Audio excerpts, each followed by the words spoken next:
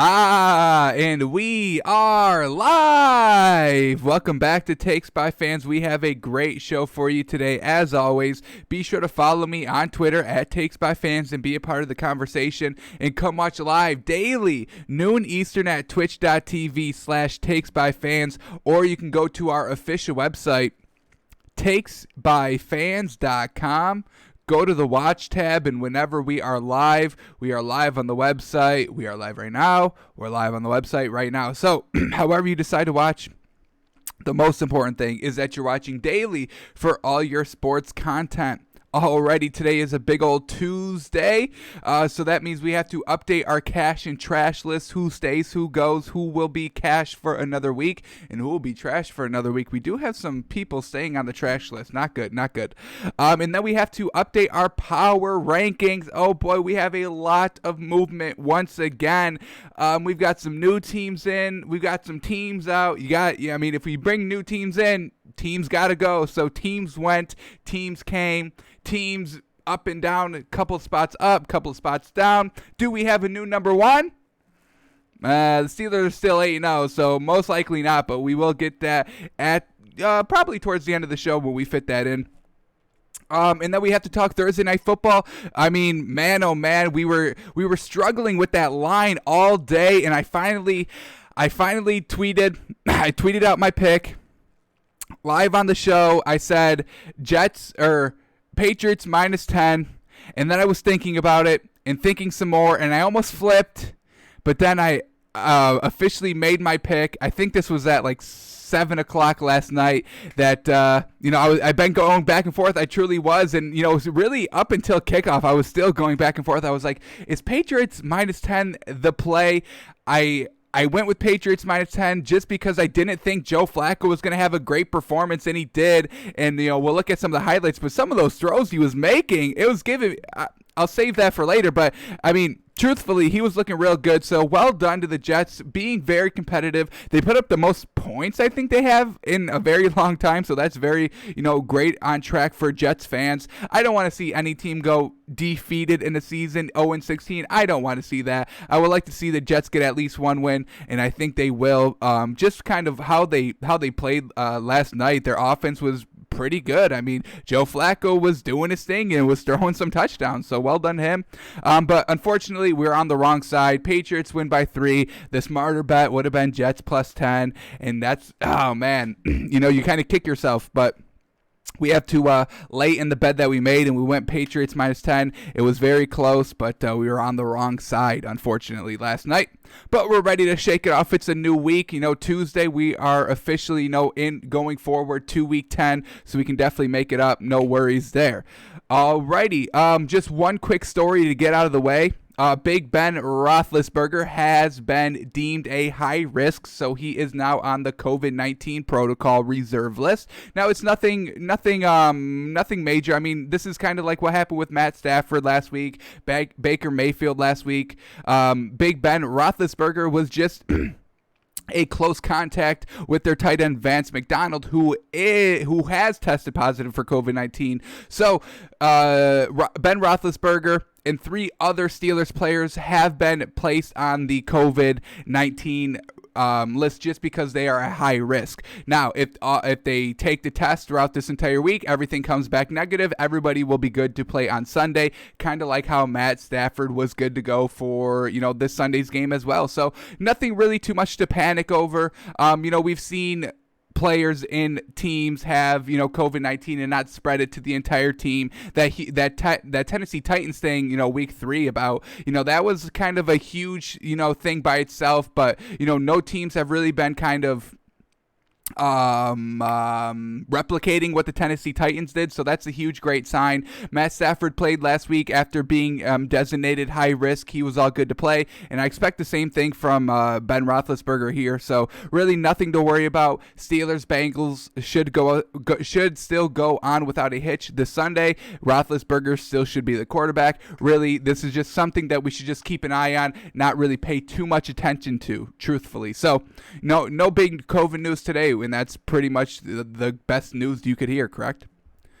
Alrighty, so let's talk about Thursday Night Football, then we'll get into the cash and trash list and then our power rankings. So we had the Patriots and Jets on Monday Night Football last night, and it was a good game. I mean, it was close, it was competitive, it was really down to the wire, very close, and the Jets almost got their first win. So watching a team get their first win is always exciting, right? Even if it comes 9 weeks into the season. So well done by the Jets. They kind of got out to a good early start, which they kind of always do. They always kind of score in the first quarters and second quarters, having trouble scoring in the back halves of games. But, they kind of go right on their rhythm. Field goal to go up 3-0 and take the lead, and that's when instantly I realized I made the bad decision of taking Patriots -10, unfortunately. Let's get into some stats here, and then we'll watch the highlight footage, because I do kind of want to show and highlight some of the passes that Joe Flacco was making, and we also kind of see how Cam Newton is performing as well. So we will watch the highlights of this film, but first let's go over the stats to get a little context as we watch the highlights. So we'll start here with the Jets and Joe Flacco, and he had himself a pretty good game. I mean, they didn't ask him to do it all, but he was ready to do it all. 18 of 25 for 262 yards, 3 touchdowns, and 1 interception. I mean, folks, that's pretty good. I can get behind that. This is kind of the Joe Flacco that I thought would perform on a week-to-week basis last year when he was with the Broncos trying to rejuvenate his career, and now he's here with the Jets trying to do it again, and he showed out pretty well. I'm impressed. I'm definitely impressed. Frank Gore, only 12 carries, but he ripped off 46 yards, 4 yards a carry. Pretty good.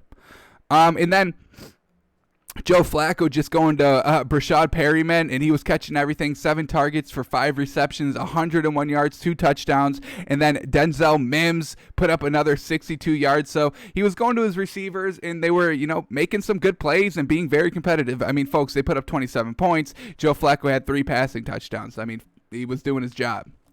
All right, let's go to Cam Newton now. 27 of 35, 274 yards, no passing touchdowns, no interceptions, always a good thing. But then we have to tack on these 2 rushing touchdowns that he had. Only rushed it 10 times for 16 yards, so nothing big off the runs, but using it, on the goal lines, in the red zone, just to get that extra oomph and score those touchdowns. Couldn't do it by his arm, but did definitely do it by his legs. And, hey, if you get it done, you get it done. All right, their running back by committee, was really working. We got Damian Harris here. 14 carries for 71 yards, absolutely fantastic, averaging 5 yards a carry, wild.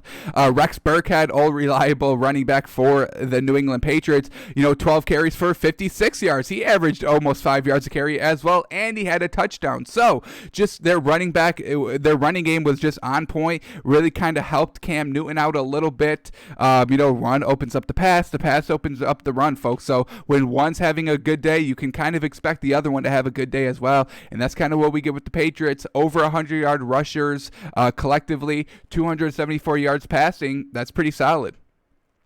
All right, Cam Newton was just going to Jakobi Meyers the entire game, and it was pretty much working. 14 targets, 12 receptions for Jakobi Meyers for 170 yards. No touchdowns, though, but Cam Newton didn't throw a touchdown. They still won it, so no big deal there.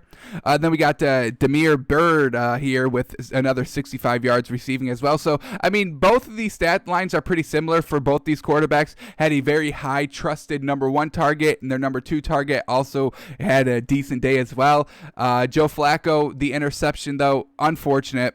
Let's see what the Patriots did with that, and it comes in the fourth quarter when the Patriots just came off of a score, and now they officially tie up the game. So definitely hurting. Definitely Joe Flacco hurt the Jets here with this interception. We could watch it really quick as well. Let's see how bad this interception is. Trying to go deep and just really overthrows him. He just tried to take a shot. He was feeling himself. He was throwing 3 touchdowns coming into this pass, so he was like, hang on, I can't miss. Tried to do too much there, and unfortunately, that's when the game starts to unravel for the Jets. Patriots go down, score a touchdown. Jets can't do anything. They come out 3-0. And then the Patriots are like, hey, we're just going to go kick the game-winning field goal because there's no more time left on the clock. So, Joe Flacco, he was having a great game, but that interception in the fourth quarter, man, really killed this Jets team. And, that's kind of what you expect from Joe Flacco. Some big plays, but ultimately not getting it done. Unfortunate, truly. So let's watch I don't want to, shit on Joe Flacco too much because some of the throws he was making in the game were truly great. So here we go. Let's watch the highlights. We can break down some good plays. What was Joe Flacco looking like? What was Cam Newton like? If you weren't able to watch the game last night, we've got you covered here with the highlights. Just broke down the stats. Very good for both quarterbacks. Good teams. Just good team play. 30-27 game. That's pretty much what you get when you look at those stats. So here we go. Let's see what the film shows us. Let's see if we see anything good. We're going to start out here, first quarter, Joe Flacco, and I mean, early on, this man's slinging it. He wants to get into a comfortable rhythm, and he was looking good. That's a good ball right there. All right, Jets have to settle for a field goal on their first trip. So, they get points on the board. That's all you want, especially with this Jets team that hasn't won a game. All they can, hope for is just points on every drive. Cam Newton's going to try and come back here, and what a beautiful ball. I mean, when this man is just cool, calm, collected in the pocket, has his time, I mean, he can deliver a beautiful ball. This is about 35 yards, just right on the money. Great play, great call, one-on-one matchup, puts it right on the receiver, and, he goes down at the 5.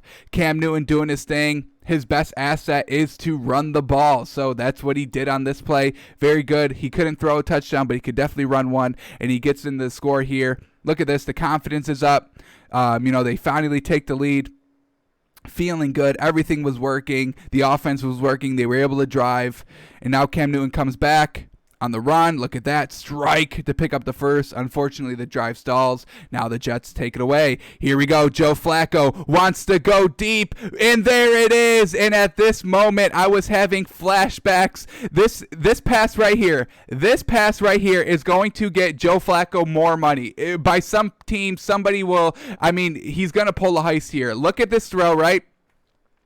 And I'm gonna tell you why I have nightmares about this throw. Look at that. Deep throw, touchdown, huge throw, right?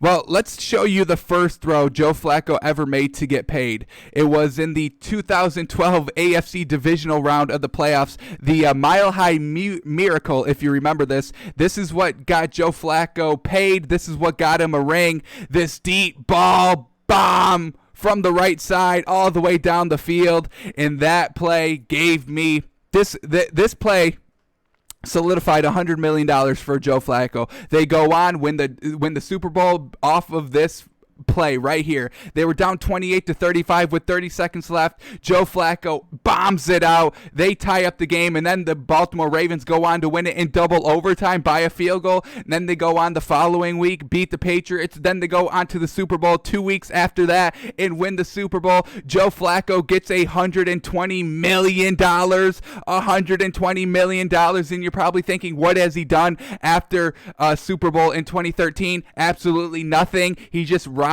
this is why I say he pulled the heist. He robbed the Ravens of $120 million off of that one throw. And we get similar vibes off of this throw from last night, folks. So he will get another $120 million from somewhere, because this is kind of the same exact throw here. Same exact throw. But, Joe Flacco was feeling it. He was pulling out his prime 2012 stuff. You love to see it. Old quarterbacks having success. I'm not gonna knock it. But that definitely gave me some flashbacks. And if you see Joe Flacco sign like a $20 million contract tomorrow or today, really, do not be surprised. We've seen it before, and he'll do it again. All right, so now the Jets are up 10-7 now. Joe Flacco still feeling good after that touchdown pass. He wants to get rolling. And just look at the man. I mean, he had a really great game, folks, truly. If he's been playing like he has been this game, he would still be the starting quarterback for the Broncos, truthfully, folks. So the Jets settle for a field goal. Unfortunate, but it's a 50-yarder. Well done to drill it, and they find themselves up 13-7. Cam Newton wants to answer now, but he takes a big hit. Just never felt the pressure. Luckily for the Patriots, they do call roughing the passer. So a little bit of a bailout there, and they're able to get 3 out of that bailout penalty. Unfortunately.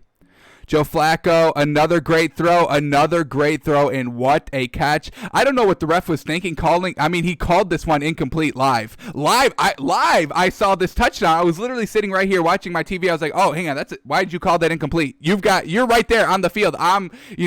miles, hundreds of miles away watching this through a television, and I knew that was a touchdown. I mean, folks, just watching this live, you can see it's a touchdown. So I don't know what this ref was thinking there, calling him out of bounds. But what a beautiful ball by Joe Flacco. Let's go back one more time and admire it.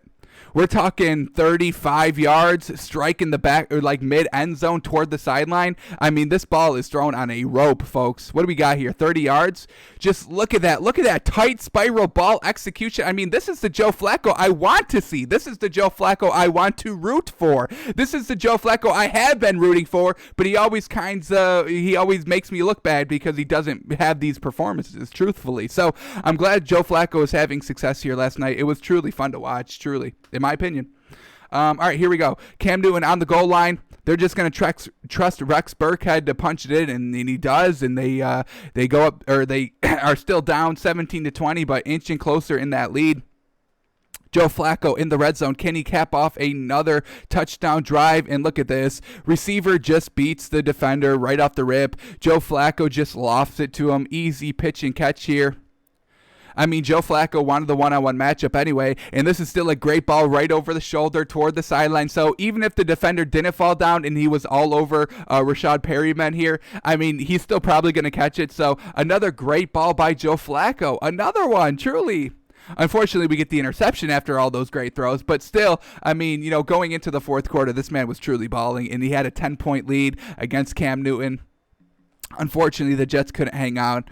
Here we see the Patriots driving, trying to narrow this lead down to one possession. And this is what we get with Cam Newton. I mean, you stumble out of the break. I mean, this is kind of a wide open touchdown if you can stay on your feet. And what does he do? He just slips right out of the break. It's just so clumsy. This is kind of what we see with Cam Newton, the highs and the lows every single game. He will always have the highest of highs and the lowest of lows. That was one of the lows there on third down, just trip. I mean, you don't even give yourself a chance to pick up the first down. Luckily, they were in field goal position, so they take that. And now we get Joe Flacco. We saw this, wants to air it out one more time just to seal the game. Didn't need to, though. Didn't need to. Unfortunate. So the Jets kind of blow the lead. They blow the game just kind of off that one throw. And that's kind of what you get from Joe Flacco again. You get the highs and the lows. And it sucks, man. It sucks. Because it's not sustainable quarterback play. I mean, nobody's going to want that on your team. All right, here we go. Patriots now. Cam Newton has another chance to go down and tie. Can we just look at the? Can we just look at this time of possession that just flashed up on the screen like that? Literally late fourth quarter of the game. Or this is second half. I mean, the Jets only held it for 7 minutes in the second half, folks. I mean, truly, what were they doing? Not holding onto the ball, I'll tell you that. So here we go. Cam Newton, another chance at a game tying or not game winning. They can't win it. They are down 7, but a game tying drive maybe. Cam Newton has the chance to do it. They call this man out at the 3. We know Cam Newton gets another touchdown. He's just going to QB sneak it in. You're on the 1. Why not? They punch it in and can tie up the game, and they do. So well done, Cam Newton. A little bit of redeeming himself from last week, fumbling on the game tying, game winning drive. Here he goes, punches it in for a touchdown on the game tying drive. Now Joe Flacco, he's not playing with the lead, so he's nervous. He's like, how do I play just tied? I have to go out and win the game. I can't do that. Doesn't feel comfortable in the pocket. Eventually gets taken down. Well done by the Patriots. That's a coverage sack. I mean, if you're talking 4 seconds in the pocket and then he goes down, there was just nowhere to go with the football. So all right, Cam Newton, last second throw here. Not even at midfield. Cam Newton steps up, delivers an absolute strike in the middle of the field, wide open. They call their last time out. Patriots are going to have a chance to win the game in regulation. A 51-yard field goal attempt. We've seen him make a 50-yarder already this game. He goes, drills it, 51-yarder, game winner. Patriots advance to 3-5, and Jets go to 0-9, unfortunately. So, just a great game by Joe Flacco. Really, in the first half, started to fall off in that fourth quarter. That interception was deadly, killed the Jets, killed all their chances of winning. The interception helped that as well by Joe Flacco. So I'm not ready to buy the Patriots. This was not a good-looking win at all by the Patriots. I'm still not ready to buy 100% Cam Newton. He still was looking like, I'm ready to kind of struggle and turn it over any point here. He just didn't, which is a good thing, but you were just expecting it to come. You were feeling it to come. You're like, he's going to turn it over any second. So definitely can't trust this Jets team because they can't find out ways to win, even with 10-point leads in this Patriots team. I mean, they're just not consistently good on offense, and they still gave up 27 points defensively as well against Joe Flacco, who hasn't been, really playing at all this entire season. So, this is just two, very below average teams going at it. It was an entertaining game, fun to watch, fun to talk about, but, none of these teams are even close to contenders at all. So another week we don't have to really pay too much attention to the Patriots and Jets, just to keep tabs on them, and that's what we got. Cam Newton still not looking great. No touchdowns passing is never great for a quarterback, I'll tell you that. Even if you do have 2 rushing, I'd rather see them in through the air. Alrighty, so that was Monday Night Football last night. So we are all done with Week 9. Week 9 is in the books. So what that means is that we can judge every performance, judge every team. So we'll start here with the cash and trash list. Then we'll go to our top 10, our new top 10, since we've seen everybody play this week. So here we go. Let's start with the cash and trash list.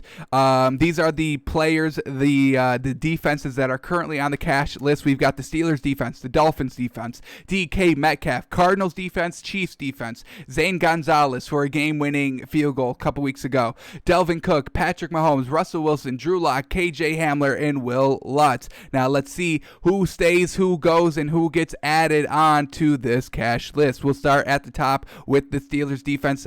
Just as a note, the date besides the player or the defense says when they were first added onto the cash list. So we see the Steelers here have been rocking this cash list for a full month, and you love to see it. So let's see if they can stay on for another week here. They get the win, 24-19, very good. They caused a couple of turnovers. I believe they had 2 turnovers, a fumble recovery, and an interception. So let's see what the defense did with those. We see the first fumble lead to a field goal right before halftime, so love to see that, cashing in on points. And then the interception, once again, this came in the fourth quarter, and the Steelers go down and kick another field goal. So great sign there. Defense of the Steelers cashing in on the turnovers. You love to see it.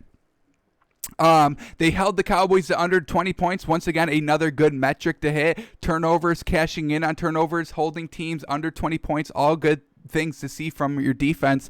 And now let's go into the fourth quarter, where I'm going to keep the Steelers on the Steelers defense on the cash list really for this reason right here. They were very good in the fourth quarter, bending but don't breaking, bending not breaking.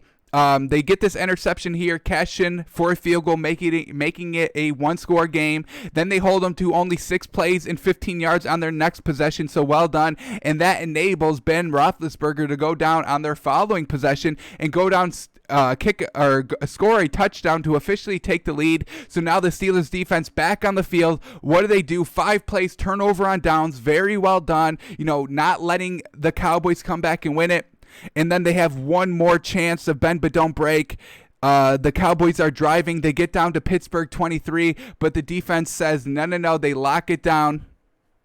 And the Cowboys can't score that game-winning touchdown. So I'm impressed with this Steelers defense for those turnovers, cashing in on the turnovers, keeping the Cowboys under 20 points, and in the fourth quarter, just shutting everything down. They scored no points in the fourth quarter. They were trying to drive for game-winning touchdowns, and the Steelers defense bends but doesn't break right at that last second, and that's what we love to see. So we are going to keep the Steelers defense on the cash list for another week for those reasons. Being clutch in the fourth quarter is obviously, really just very, very good. All right, let's see Miami here. Here we go. Now we're looking at the Dolphins defense here, and I mean, hey, they opened up the scoring for us. They got us a 7-point lead from the rip, a fumble recovery 4-7. You love to see it. So defense playing a major key early on, getting a nice lead. We still gave up 31 points, and I understand that, but I mean, once again, just the defense stepping up in the fourth quarter. We were able to get a turnover, scored a touchdown on that turnover, so a huge green flag there for our defense. And then in the fourth quarter, we see the Cardinals driving. It's 4th and 1 on Miami's 40. The Cardinals go for it. The defense shuts it down. They can't even pick up 1 yard. So great defense there. That allows our offense, the Dolphins offense, to go down and take the lead with a field goal. And now the Cardinals have one last drive to go down and, tie or win the game. And once again, our defense holds good. 4th and 1 on Miami's 31. They attempt a 49-yard field goal and the Cardinals miss it. So that's great by the Dolphins defense, just bending but not breaking. Hey, we'll let you drive a little bit, but we're going to put you on that kind of verge of that 50-yard kind of hard field goal to make. Oh, you missed it? Hey, that's good defense for us stopping you, on our 31-yard line and forcing that long field goal. So I can definitely get behind that, and we are going to keep the Dolphins defense on here one more week. Yes, they gave up 31 points. I understand that, but in the clutch, when it matters, the defense steps up, and they also helped us out a little bit. Going on the road, 0-0 game, and we force a turnover and score off the turnover. That's huge momentum for the Dolphins that gave us, good confidence offensively, setting the tone for the rest of the game. So I'm going to keep the Dolphins defense on the cash list for one more week. All right, let's go to DK Metcalf now, wide receiver for the Seattle Seahawks, who did lose to the Buffalo Bills. Not DK Metcalf's fault, Russell Wilson's fault for the multiple interceptions. DK Metcalf still had himself a game, 7 receptions for 108 yards and a touchdown. I think we're going to keep him on here one more week. He was the one constant for this kind of Seattle's offense since, Russell Wilson was going out and, throwing touchdowns but then throwing interceptions, basically 1-to-1 ratio there. So DK Metcalf, well done. He was a deep field threat this entire game. The Bills had to play tight. They did, but he was still able to go for 100 yards and a touchdown. So we will keep DK Metcalf on the cash list, even despite the loss. We're going to overlook that just a little bit here and keep him on the cash list for one more week. All right, let's go to the Cardinals defense now, who faced the Miami offense. And, they didn't get any turnovers. They gave up 34 points. They gave up game-winning field goal drives here. They couldn't stop us in the fourth quarter. We were still scoring. We scored on every single quarter except the third, but we were still scoring. So we are going to have to take the Cardinals defense off. I mean, if you gave up 34 points, you didn't stop us in the fourth quarter, you got no turnovers. I mean, why would we keep you on here? Budda Baker has been absolutely great the last 2 weeks besides last week. And, unfortunately they had a good run, but we are going to have to take the Cardinals defense off the cash list. All right, now we go to the Chiefs defense. They are the last defense on this list for right now. So we go to the Chiefs game. What was their defense looking like? Well, they gave up 31 points. Not the best. I don't think Teddy Bridgewater threw an interception. I don't think anybody fumbled. So once again, Chiefs defense taking away no turnovers. But they did have a pretty good defensive stand here. They did force a 67-yard game-winning field goal that obviously is going to be missed. But in the grand scheme of things, the defense, I mean, they gave up 31 points. They created no turnovers, and the Panthers did still have a last-second chance to win the game. So, unfortunately, we are going to have to take the Chiefs defense off the cash list for this week. All right, now let's go to Zane Gonzalez, kicker for the Cardinals. And, yeah, we're going to have to take him off the cash list as well. He was on the cash list the week before the Cardinals bye. He kicked a game-winning field goal in overtime. But, I mean, just nothing here. Where was this missed field goal at? Yeah, 49 really should be automatic. And you miss it to tie the game. That's definitely not cash. I'll tell you that. That's looking like trash. We'll see if he makes his way on the trash list, but he's no longer cash. Get him out of here. All right, Dalvin Cook. I mean, he had a 200-yard game last week, and he had a 200-yard game this week. I love what the Vikings are doing here. They recognize that their best player is their running back, so they're like, all right, let's feed this man, and this man cooked again. Dalvin Cook cooked again. 22 carries for 205 yards, 2 touchdowns. What more do you want from him? All right, I guess we can do 46 yards receiving as well. All right, if you need more from this man. So, obviously, we are keeping Dalvin Cook on this cash list. He's been probably the best cash list performer here the entire season. Back-to-back weeks with 200 yards rushing. Absolutely love it. Absolutely magnificent. And Dalvin Cook stays another week. All right, then we go to Patrick Mahomes. He was on the cash list because of his last week's performance against the Jets, where he went absolutely crazy. And he still had a great game here, 30 of 45 for 375 yards, 4 touchdowns, no picks. This man was doing it all. 4 touchdowns to get to 33 points. Absolutely magnificent. I mean, Travis Kelce had 159 yards receiving. Tyreek Hill had 113 yards receiving. So definitely going to keep Patrick Mahomes on this cash list here. I mean, great quarterback play is great quarterback play. Tons of touchdowns, no interceptions, tons of yards, getting it to, your different playmakers. Love to see it. Patrick Mahomes stays on the cash list. All right, now we go to Russell Wilson, and yes, unfortunately, we are going to have to take him off. Another game of multiple interceptions. We saw the one that he threw 3 interceptions on against the Cardinals a couple weeks ago, and we are going to have to, unfortunately, take him off the catch list. 2 interceptions. You lose the game because of it. Unfortunate.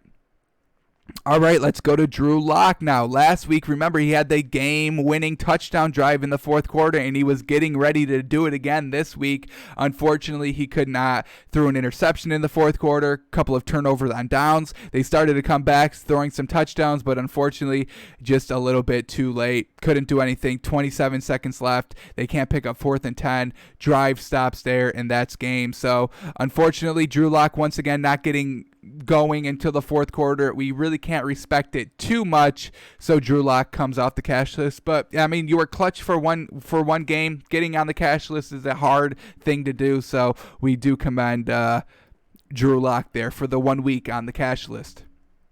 All right, then we go to KJ Hamler. He was the receiver that caught the game-winning touchdown pass from Drew Lock last week. This week, nothing too great. We get 6 receptions for 75 yards, no touchdown, nothing like that. But, that's kind of what we expect when you don't get started into the fourth quarter scoring those touchdowns. Your receivers aren't going to have that great production either.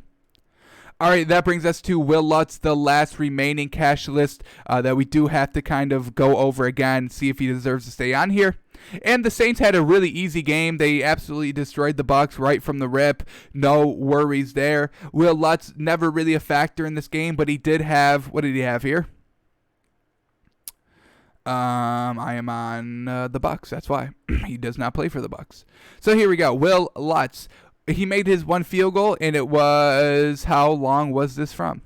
36 yards, so simple, nothing too complex. And he made all of his extra points, so you'd love to see it. So we're not going to penalize Will Lutz for, getting just kind of an absolutely blown out game. He's already on the list. We'll keep him on here. 5 for 5 with the extra points, hit his 1 field goal. So, not a lot of kicking going on in that game, but we're not going to penalize them for that. So we will keep Will Lutz on the cash list. If you're already on the cash list, we kind of make it a little easier for you to kind of stay on here. Getting on the cash list is definitely the hardest part.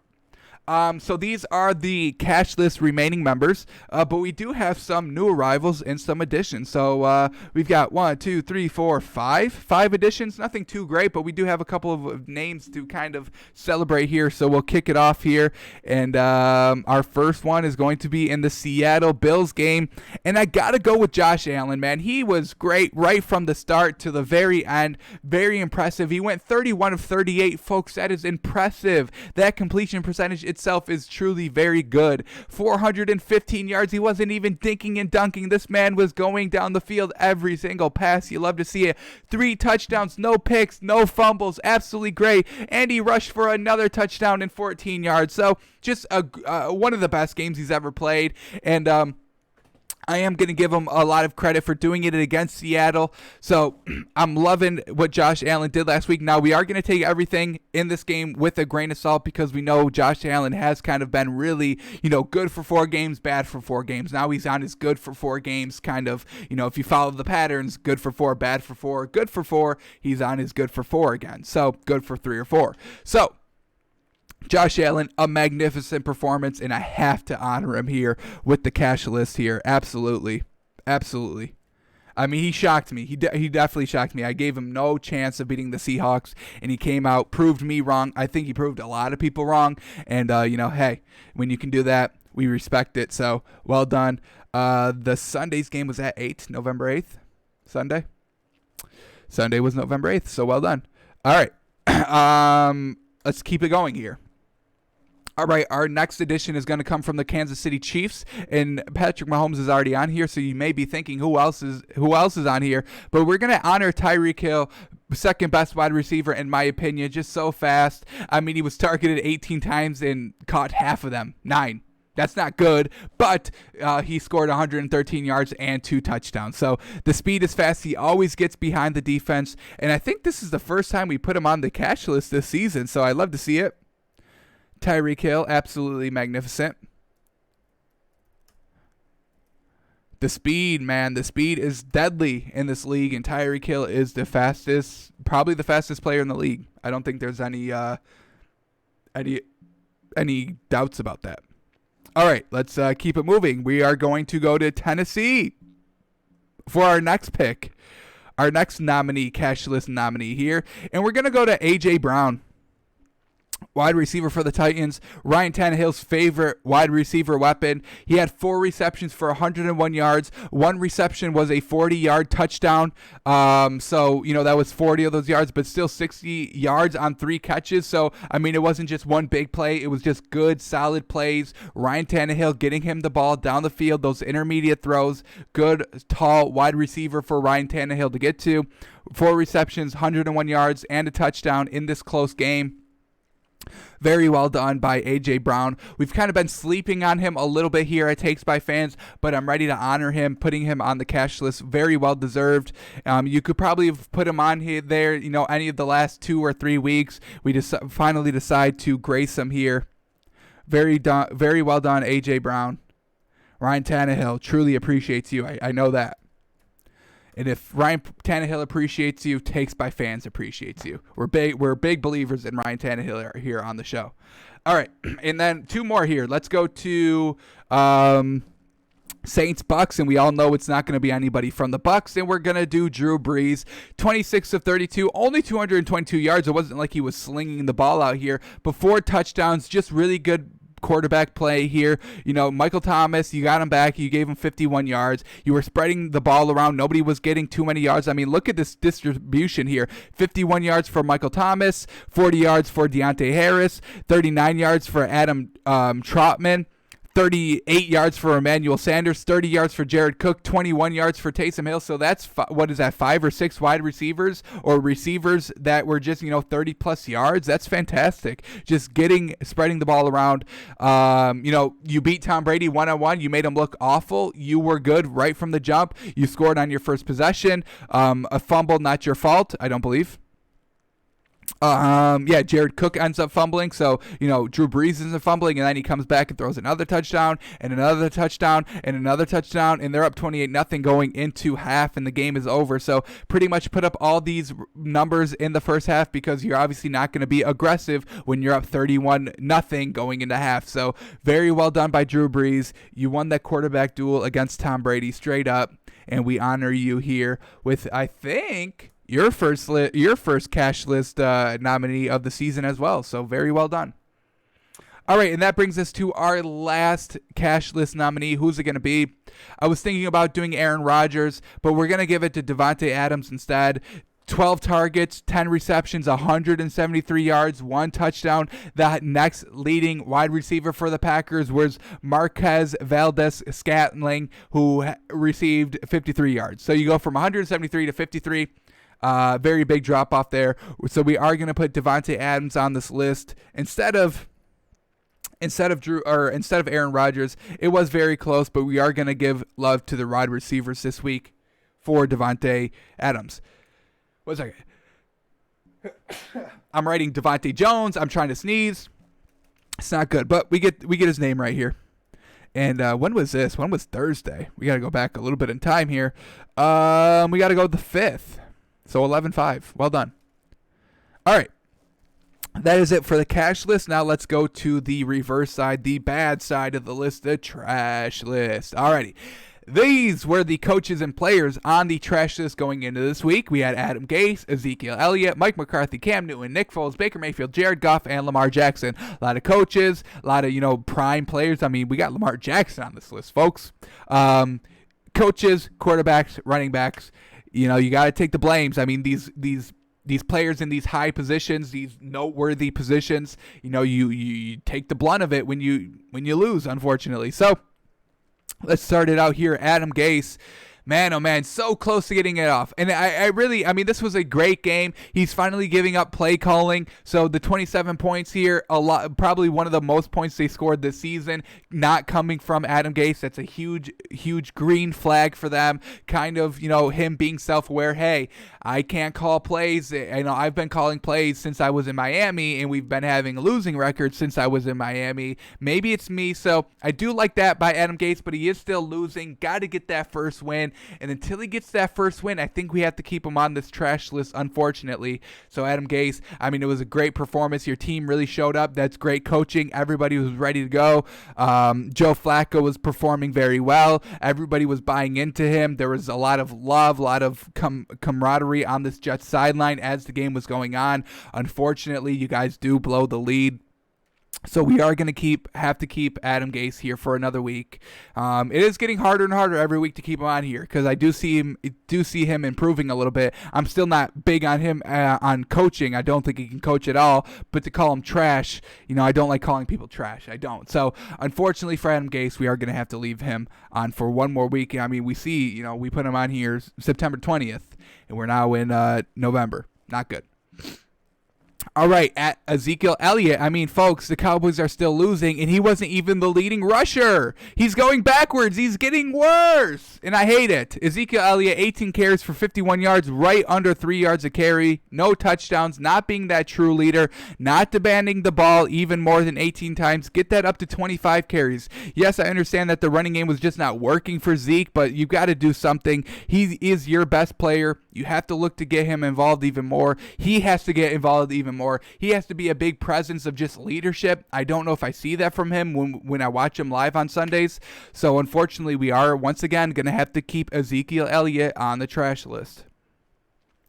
All right, then we go to Mike McCarthy, once again, coach for Dallas. And really, I mean, it was a good performance by the Cowboys. I mean, even with Garrett Gilbert, I mean, they're going deep in the quarterback reservoir for the Cowboys. They kept it close. Unfortunately, they do end up losing the game. But once again, I think we have to keep Mike McCarthy on this trash list until they win a game. And I get that the Cowboys, are struggling here with these quarterbacks. But Andy Dalton should be good to go next week. And I think they do bench Garrett Gilbert for Andy Dalton. I think, once he clears concussion protocol and he's all good to go and he recovers from COVID and all of that, he should be good to go. So we'll see, maybe this week, maybe next week, Andy Dalton can get back. But, I mean, we've got to be a little bit more competitive here. We still got to rush Zeke. I mean, the fact that Zeke is not even having success, I mean, we can kind of maybe take that with coaching as well. He's got to get on, Zeke and be like, hey, you've got to be the leader on the field. I'm trying to be the leader off the field. You have to be the leader on the field.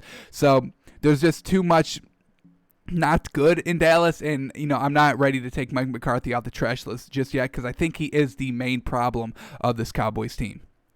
All right, let's go to Cam Newton. I mean, he got the win. He got the dub. He had 2 rushing touchdowns. The passing didn't look great, but hey, he kept his team in the game. He didn't turn the ball over. No fumbles, no interceptions. That's fantastic. I can get behind that. 2 touchdowns. He was able to score with his legs. Hey, however you get them. These long drives. Look at this 13-play, 7-minute touchdown drive, 17 play, 9-minute field goal drive. So they were just eating up the clock, methodical offense, first down after first down after first down, and that's how they had to win it, and I can respect that. Cam Newton not turning the ball over in the worst possible time like he did last week. We can definitely take him off the trash list for that. So well done, Cam Newton.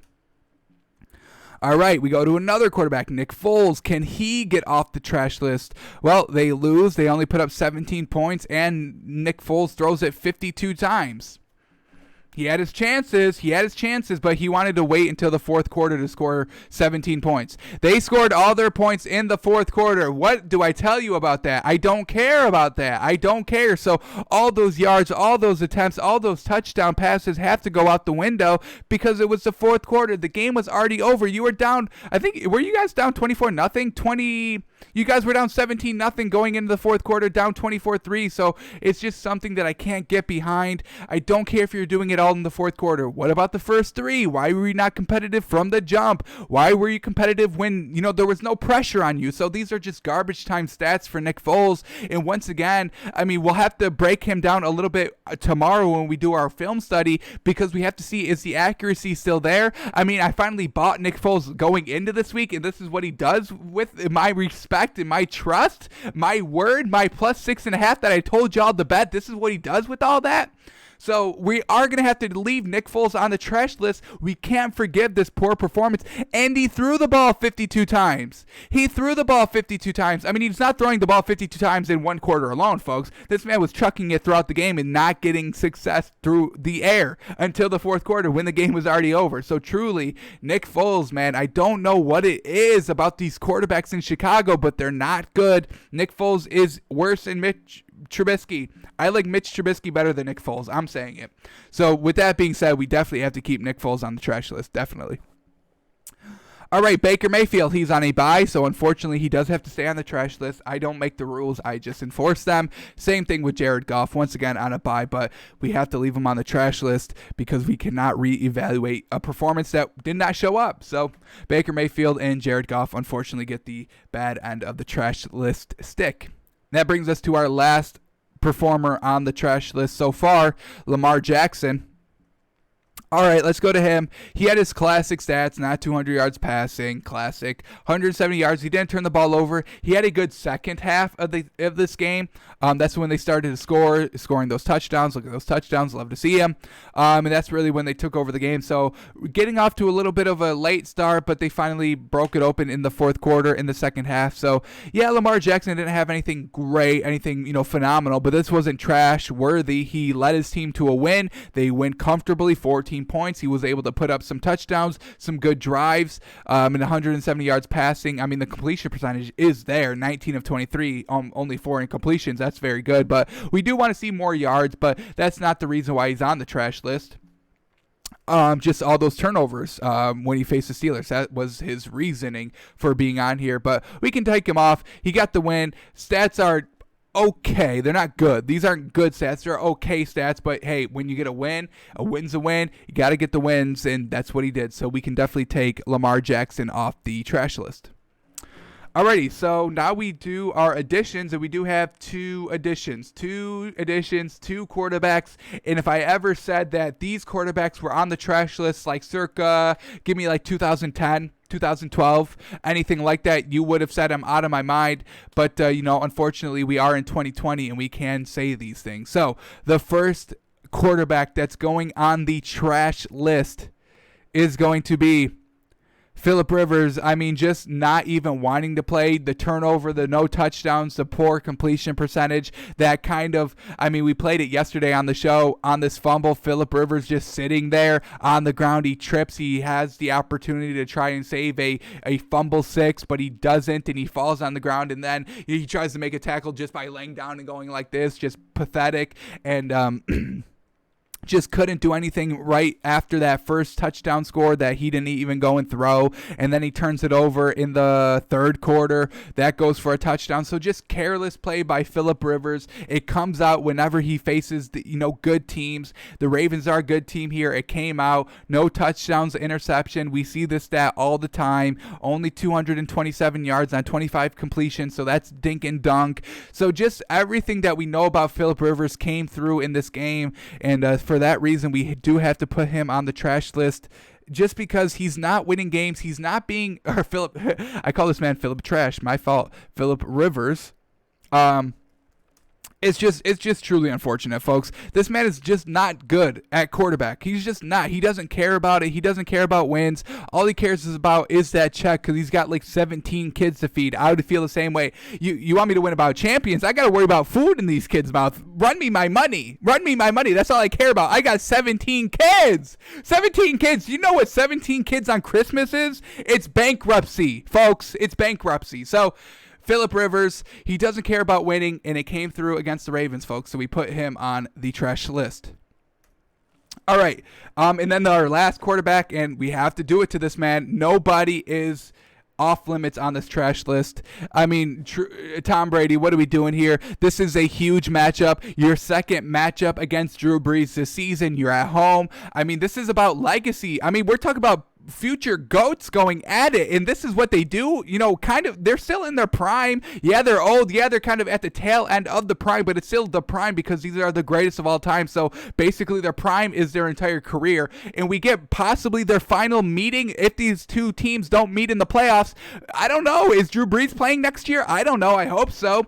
But, in a potentially last meeting, this is Tom Brady's performance. 22 of 38, 209 yards, no touchdowns, 3 interceptions, getting blown out at halftime, getting blown out by Drew Brees. This is what Tom Brady does in a huge, crucial division game, in a legacy-building game. This is what Tom Brady does in the biggest game of the season? Come on, man. I need to see more from this man. Come on, Tom. We know you're better than that. We know you're better than that. You had AB back for your first game here. Come on. So disappointing. So disappointing. So disappointing. Because Rob Gronkowski didn't go for 70 yards and 2 touchdowns. That's why Tom Brady fell short. Because he actually had to go throw to Mike Evans and his actual wide receivers. But Tom Brady doesn't like to do that. He likes to throw it to the tight ends, to the running backs. That's what Tom Brady likes to do. And, that doesn't translate to touchdowns. And we see it here in this game, clear as day. Clear as day. What happened? He couldn't go to Gronk all the time. Unfortunate. 6 targets, 1 catch. 6 targets, 1 catch. Couldn't get the ball to Gronk. Unfortunate. So they couldn't put up the points because they couldn't get the ball to Gronk. Tom Brady's trash list. Not sorry. All right.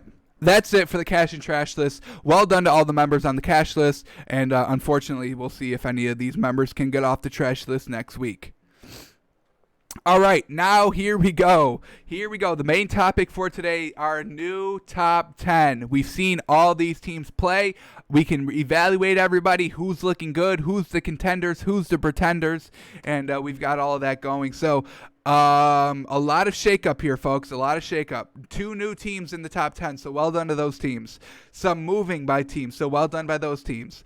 I can't say we have a new number 1, folks, unfortunately. 8-0, they still win. I'm not gonna penalize the Steelers for a close win. I'm not gonna do that. So Steelers are gonna stay number 1, but other than that, let's count it down from number 10. We have a new number 10 team. Don't worry, the Dolphins are still in the top 10. We're moving them up.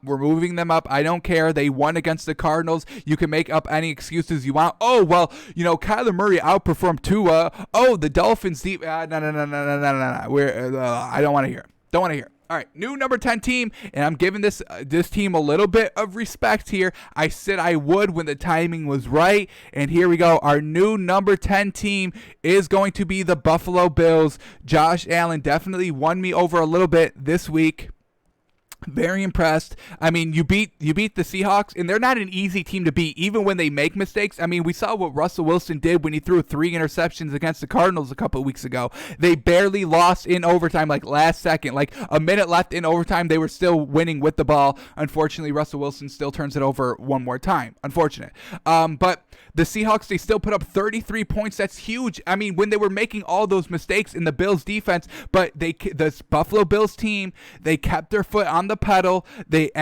Josh Allen was being good the entire game from the starting whistle to the ending whistle. So I give this Buffalo Bills team a lot of props. Now, we are going to have to take them a little bit cautiously because we know what happened the last time we put them on the power rankings. The next game, they look like pure garbage, unfortunately. So we are going to take them a little slow here. That's where we're going to put them at number 10, although I could have probably put them at number 8, honestly. I was going through it, and I originally had them at number 9, thinking about number 8, but I put them at number 9, but I was like, I want to take it a little slow with the Bills just because I've seen it. They haven't always been good against a good team, so we're going to take it slow with the Bills, but, truthfully, it was a great performance by Josh Allen. I want to buy them a lot more than I am buying them right now, but I know I have to reserve my judgment a little bit because I've seen Josh Allen the high and then the low. I've seen it this season. I've seen it his first 2 seasons, so I'm trying not to get tricked by it again. We're going to try not to get tricked by it, but so we are going to put the Bills here. That was a great win, folks.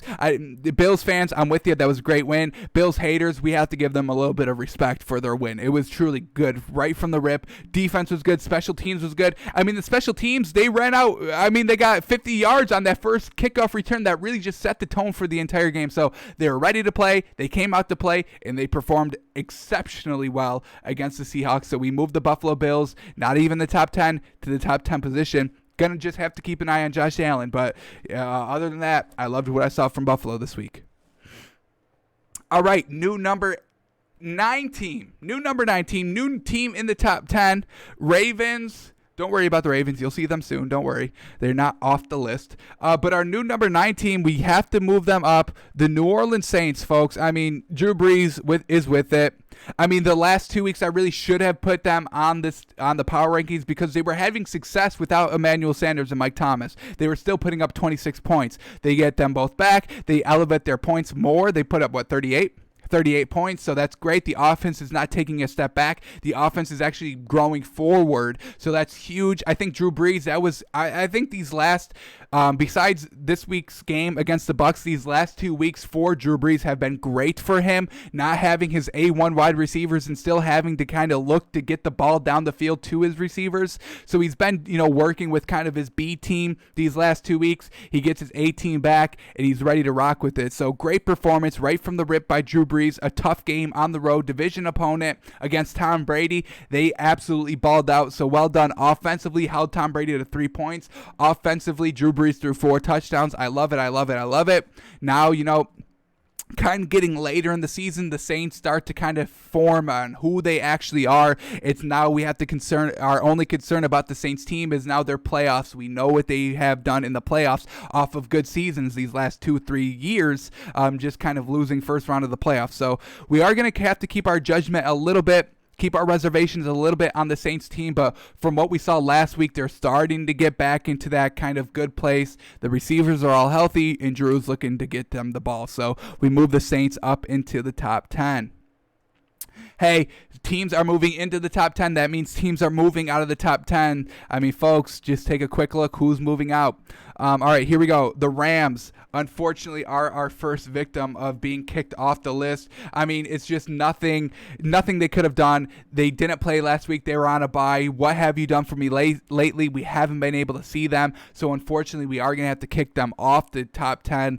We'll see if they were able to kind of make it up this week, try to get back in there. I don't know if they can. Not in love with their offense currently, but we'll see what they can do. But for now, we've got some better teams. The Bills and Saints, they had absolutely magnificent games this week, and we can't just kind of keep the Rams on here because they didn't play. We see what the teams are doing playing this week, the latest, and I like the Bills and Saints. So unfortunately, we are going to have to move the Rams out of the top 10. Alrighty, our new number 8 team, we moved them up one position here. The Ravens. They got the win. They looked good in the second half. They were on the road. Just good signs there. They got the win. Love to see it. Lamar Jackson doing classic Lamar Jackson things. This is how the Ravens win, folks. This is how they win. So we can't really knock how they win. This is how they win. This is who they are. Lamar Jackson's not going to throw 200 yards every game. That's just not how it is. The defense is going to do good. They're going to put up 24 points. No big explosive plays, but they get the job done. That's the Ravens squad. So I like their offense. I do like Lamar Jackson. I love their running backs, Gus Edwards, J.K. Dobbins. There's one more, Mark Ingram. He's injured right now, but they're still rolling with these running backs, and they're still rocking pretty good. So, Still like this Ravens team. We do move them up a little bit because I don't want to have the Bills and Saints come on the list and kind of overtake some other teams just quite yet. So that's why we had the Ravens up at 9 and we moved them up a little bit. All right. But anyway, Ravens are still looking good. There is kind of, some concerns here, so we're not moving them, in the top 5, in the top 3 just quite yet. But they're definitely one of the best teams in the league. The speed of Lamar Jackson, you have to play him. You have to respect the dual threat. So that's just going to stress out defenses even more. So, this Ravens team is good, folks. They had a good second half. They took care of business. They should have beat the Colts, and they did. They beat them by 14. That's kind of a blowout. That's very good. So the Ravens defense is good. The offense is a little above average, and we rock with the Ravens at number 8. All right, new number 17. The Packers are not off the list. They do move up. But our new number 17 is going to be the Arizona Cardinals. So we do move them back. We had the Cardinals going at number 5 going into this week, but we do have to move them back a little bit because of their loss. But even because of their loss, they still Cardinals. Even though they lost, they still had. Oh goodness, hang on, let me get out of this. All right, here we go. We're good. Hit the wrong button. All right. Even though they lost, Kyler Murray still performed very well. I don't think anybody's doubting that. The completion percentage, 21 of 26, 283 yards, 3 touchdowns. He ran for 106 yards as well. So this Cardinals team is still good. Their defense is still pretty good. I think they did take a little bit of a step back. They're not as explosive as they were kind of showing the last 2 weeks before they went into the bye. So they're not as good defensively. They're not the Dolphins defense. They're not as consistent as this Dolphins defense, but they do have an explosive defense that can make plays at any time. Kyler Murray is explosive that can make plays at any time. I mean, folks, he ran for 106 yards. On our defense. Dolphins defense is one of the better defenses in the league. So, we still had trouble, stopping him, but we didn't break. That's what I love about, the Dolphins. But, we're talking about the Cardinals here, and their offense is good. I do like their offense. I love Kyler Murray. And he wasn't just forcing the ball to DeAndre Hopkins. He found other players to get the ball to, actual receivers to get the ball to. So, promising sides there. Chase Edmonds also had a pretty good rushing day, 25 carries for 70 yards. So they were getting it done with the run. The pass was helping out the run. The run was helping out the pass. I've been saying it this week because we've been seeing it a lot this week.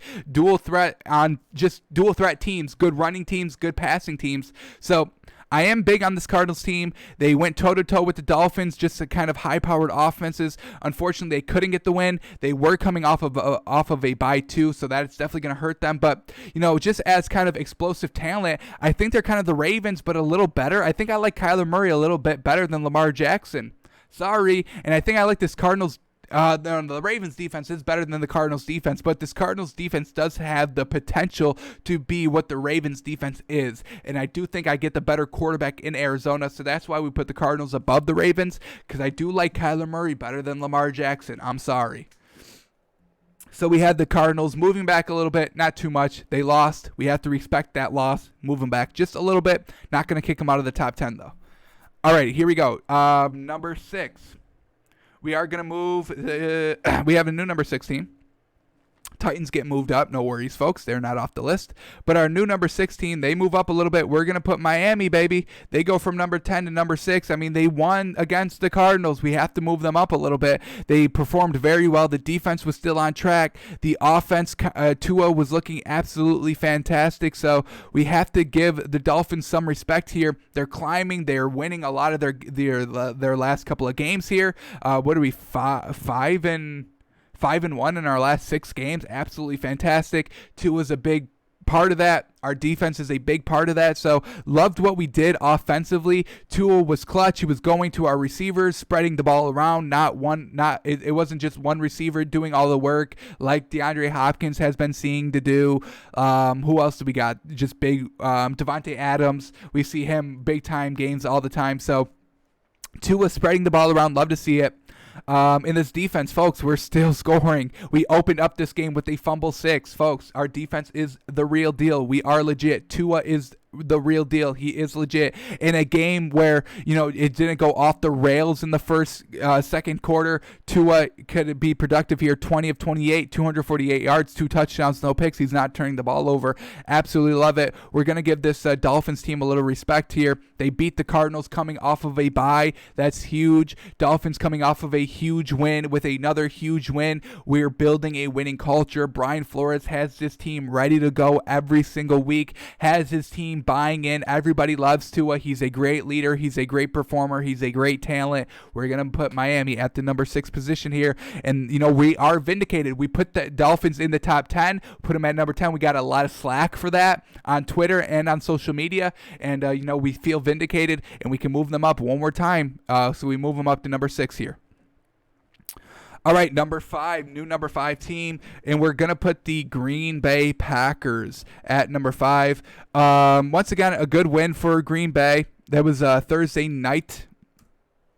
But Aaron Rodgers, when this man's on point, this is one of the most dangerous offensive teams in the league just because Aaron Rodgers is so good. He was going to his old favorite, old reliable Davante Adams, and that matchup re-sparked and went big on big. 173 yards for Davante Adams. So when Aaron Rodgers is hot, folks, this Green Bay team is great. It's just when he starts to throw those interceptions, kind of like Seattle. When Russell Wilson is not throwing interceptions, the team is great. Aaron Rodgers, when he's not throwing interceptions, the team is great. It's just then he starts to throw those interceptions, and then the offense just goes out of whack, and he kind of gives up a little.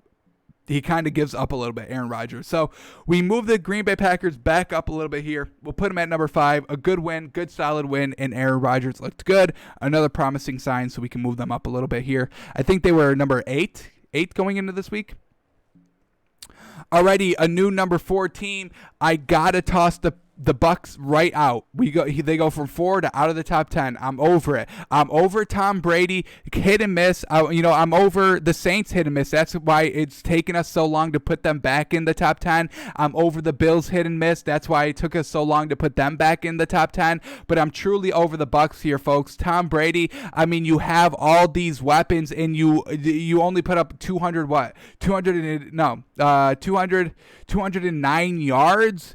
209 yards. You threw the ball 38 times, and you put up 209 yards, and none of your receivers had a touchdown, and Mike Evans didn't go for 100 yards. Antonio Brown didn't go for 100 yards. Chris Godwin didn't go for 100 yards. You even like Scott Miller, and he didn't even go for 100 yards. You like Gronk, and you could barely get him the ball. So, and then you flounder. You put up 3 points against the Saints, who is kind of like what you guys are. You got great offense, great quarterback, great receivers, good running back. So you guys are very comparable offensively, the Saints to the Bucks, and I think the Saints have the talent to be as good as this Bucks defense. So, I'm over the hit and misses, folks. I want to have consistent teams in the top 10. I truly do. That's why the top 10 is like it is, because these teams are very consistent. The Bucks are not consistent. The Saints and the Bills, I'm praying that they become consistent, but I'm over the hit and miss. I'm over the ups and downs. I'm over Tom Brady not throwing touchdowns in games, folks.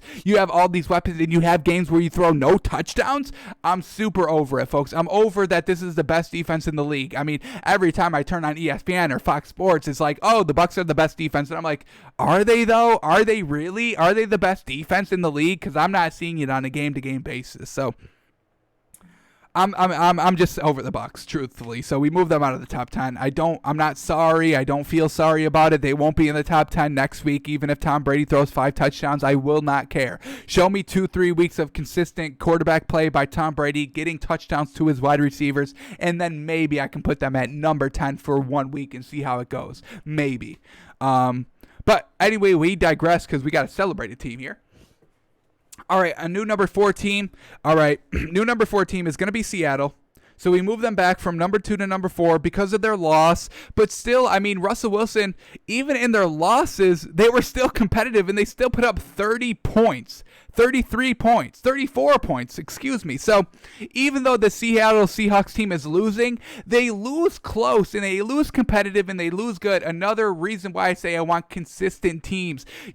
Russell Wilson goes out and throws 2 interceptions. It doesn't face him. He still puts up 34 points. Tom Brady can't even put up 34 points with all those receivers. So This is just what I mean when I want consistency and greatness in my top 10. This is what I mean, folks. Russell Wilson goes and throws 2 interceptions, and they still only lose by 11, and they put up 34 points. Russell Wilson goes and throws 3 interceptions against Arizona. They still only lose by 3, and they also still put up 31 points. So, folks, this Seattle team is still good, even though they did lose. We are going to penalize them a little bit. We do drop them down 2 spots here, but Russell Wilson was still looking good. They were, they were kind of still in it in the fourth quarter at some moments. So we give them their dues. They lost it. It wasn't a good loss, but it was still a loss, and Russell Wilson still performed well. He almost threw for 400 yards still. So we're not going to penalize the Seahawks too much on this loss, and we move them back to number 4. Alrighty, a new number 3 team. Love to see it. This team is moving up. We're going to put the Titans in at number 3. This is the Titans, folks. They're back to their old ways. This is how they win. This is how they play, and they win on this is how they play, folks. Ryan Tannehill's not always going to throw 200 yards. Derrick Henry will always have around, that 100-yard mark, 70 to 100 yards, and they just win games. The defense, I thought, was absolutely fantastic. Quarterbacks are throwing 52 times. You would probably expect more than 17 points, but well done by that Titans defense to lock it up a little bit, make it not easy for Nick Foles to get touchdowns. They didn't even score until the fourth quarter, folks. That's truly fantastic by that Titans defense. That is very good. So this is the Titans. This is the real deal. They're back to kind of their old ways, 24 points, and they still winning games. I love to see it. Ryan Tannehill didn't have a great game, but they still win. That's how they win, folks. Look at their playoff record last year. They won not because of Ryan Tannehill. They win because of Derrick Henry and just the unity that this team just kind of everybody buys into. So I love this Titans team. They probably are one of the most consistent teams in the league, folks, just truthfully. So love everything they do. This is they play their own game, and they win playing their own game, and that's something I can respect. So we move them up to number 3. Love this Titans team, truly do. All right, new number 2 team. Our new number 2 team is going to go to the Chiefs, folks. 9 touchdowns, no picks in 2 games for almost 900 yards for Patrick Mahomes these last 2 weeks. Just absolutely fantastic. Defense has to step it up a little bit. 31 yards I can or 31 points against the Panthers I can kind of get because, they've always been good, and then they added Christian McCaffrey. So, that was a little bit of a kind of a surprise for the Chiefs, having to face him definitely. So they performed well, a little bit of a bend but don't break. Once again, the Chiefs really didn't get going into the second half, and that's when they started to put up these touchdowns. Look at this, touchdown, 3 straight touchdowns in the second half. That's what I like to see about this Chiefs team. Look at these receivers, absolutely love it. We already talked about Patrick Mahomes, just the kind of great yards and touchdowns he's been putting up these last 2 weeks.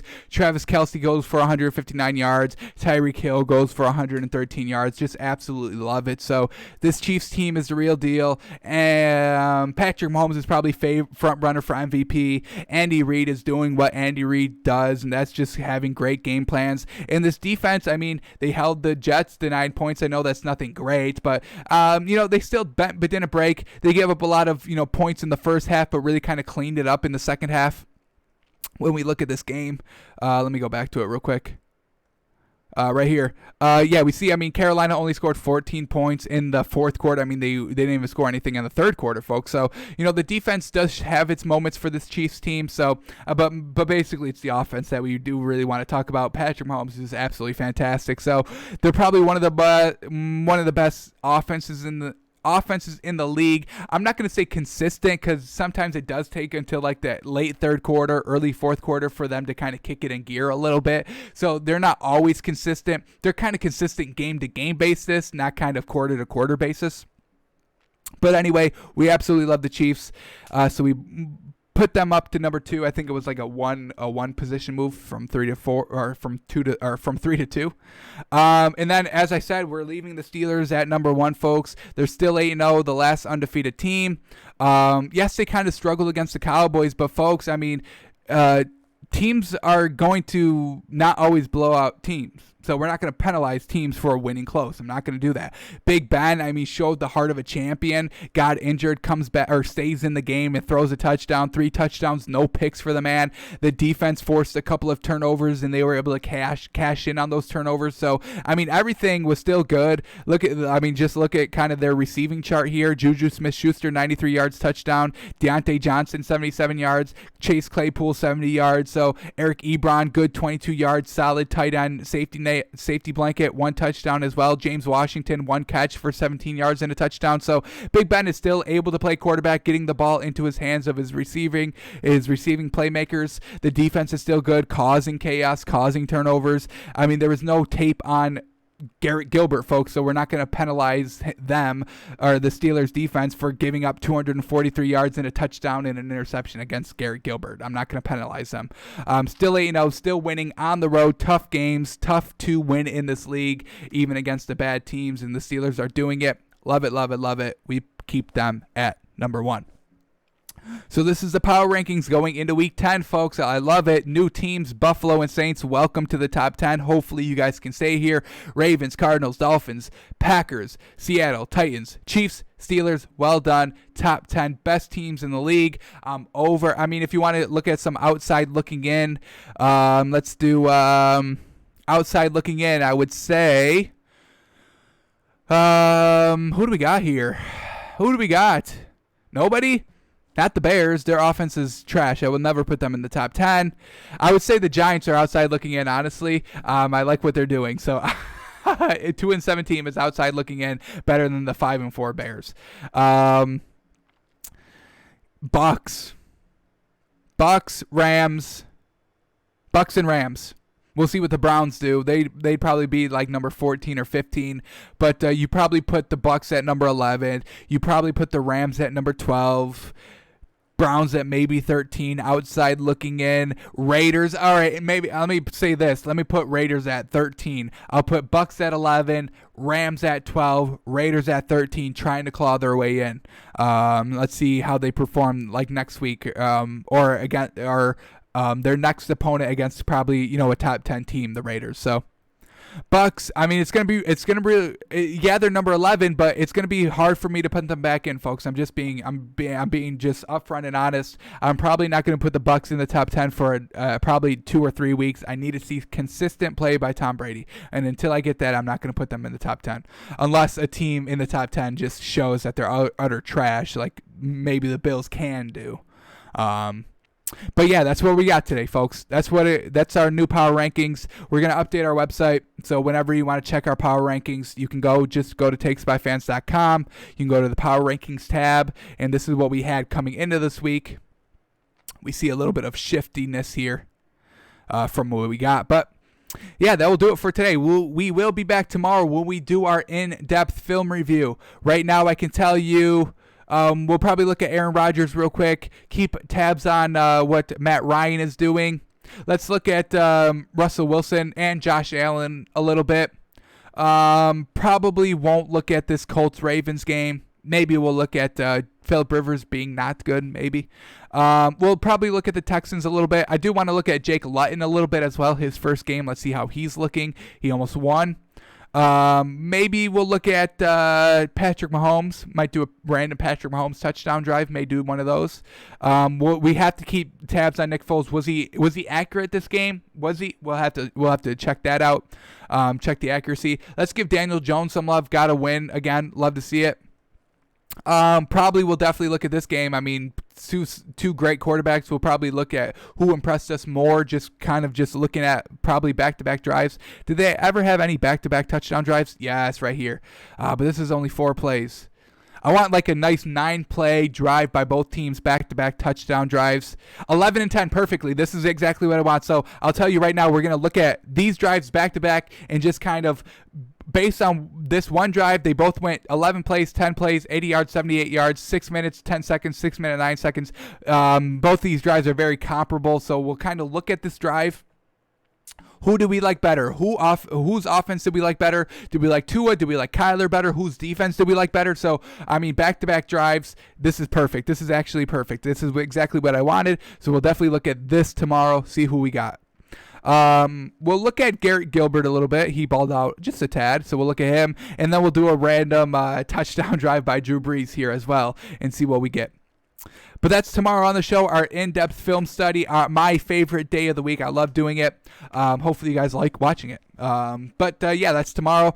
Thanks for coming out. Thanks for watching. Follow me on Twitter at TakesByFans. We're live daily, folks, noon Eastern, twitch.tv/TakesByFans every single day. If you're bored at noon Eastern or noon Eastern comparable to whatever time zone you're in, hey, come give us a check out here at twitch.tv/TakesByFans.